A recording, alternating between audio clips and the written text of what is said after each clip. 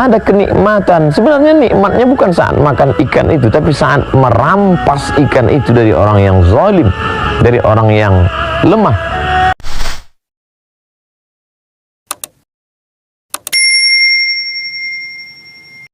Bersyukur kita kepada Allah, alhamdulillah.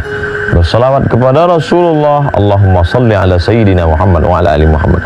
Kita sampai pada ittaqu da'watal mazlum, takutlah kamu pada doa orang yang teraniaya. Ada seorang nelayan, anaknya dalam keadaan lapar menangis, meneteskan air mata karena tidak makan. Lalu kemudian dia ambil jaringnya, dia pun pergi ke tengah laut. Lalu kemudian dia pasang jaring. Alhamdulillah, usahanya dikabulkan Allah. Senang hati melihat seekor ikan besar. Lalu dia pun bawa pulang.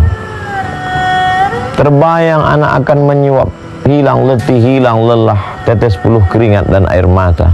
Karena nanti anak akan makan nyaman, tenang, perut kenyang, anak akan tertidur. Hilang lelah melihat senyum anak tertidur pulas. Tapi ternyata itu hanya sebagai mimpi semata. Karena di tengah perjalanan saat dia tenteng ikan, ada seorang raja penguasa yang ternyata suka melihat ikan ini. Pengawal, ambil ikan. Oh Tuan Raja, ini untuk anakku yang sedang lapar.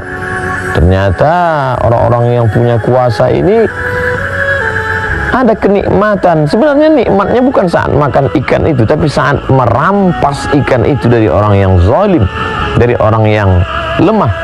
Nampak kezalimannya, menunjukkan kuasa terhadap orang yang hina. Ternyata ada kenikmatan tersendiri bagi mereka yang punya penyakit luar biasa. Nikmat kekuasaan berubah menjadi azab yang luar biasa. Ambil ikannya. Mau tidak mau, suka tidak suka, nelayan yang lemah tak terbayangkan bagaimana nanti dia akan pulang ke rumah dalam keadaan anak lapar, menangis, meratap. Tapi itulah kenyataan yang harus dihadapi. Apa yang terjadi? Ratu senang melihat ikan besar. Ini ikan besar, ya, ikan kesukaan Tuan Raja. Ikan menggelepar. Takdir berkata, taring ikan mengena ke ujung jari raja. Tiba-tiba saja raja merasakan sakit yang luar biasa. Dipanggillah tabib, dokter, untuk melihat apa yang terjadi.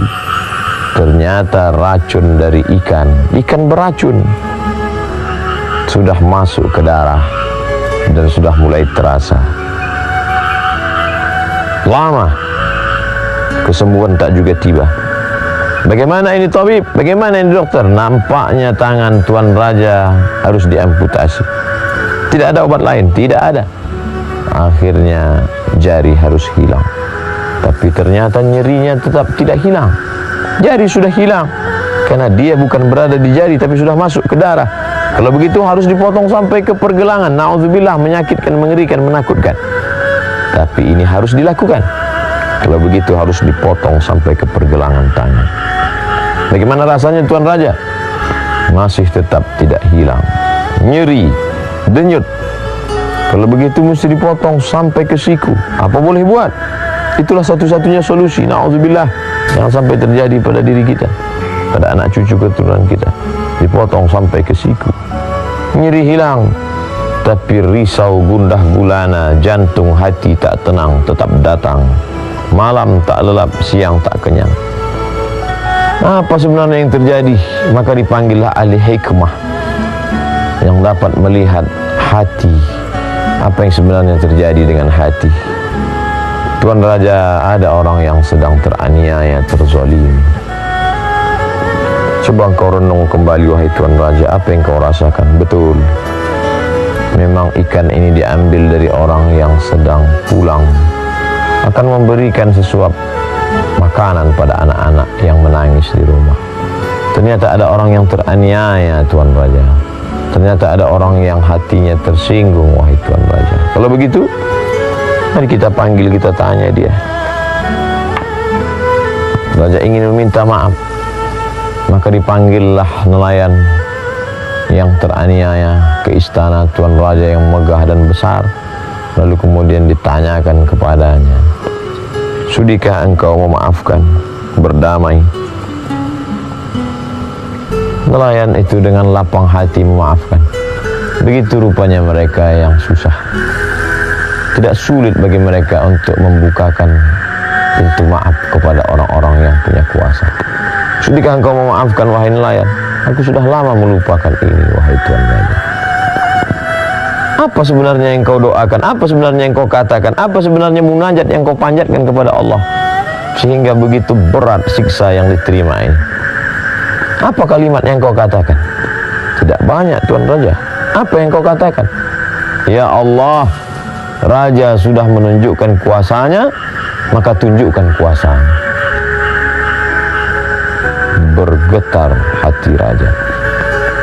Ternyata dia tidak mengadu kepada penguasa, dia tidak meminta kepada manusia, dia tidak berharap kepada hamba, tapi dia mengadu kepada pemilik hamba.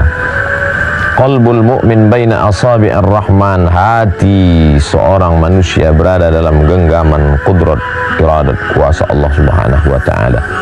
Mengadu kepada manusia kecewa, mengadu kepada kawan esok dia akan berubah menjadi lawan. Mengadu kepada penguasa boleh jadi akan sia-sia, tapi mengadu kepada dia yang tak pernah mengecewakan harapan dan munajat serta permohonan dengan satu kalimat, ya Allah, Raja sudah menunjukkan kuasanya, maka tunjukkan kuasamu ya Allah.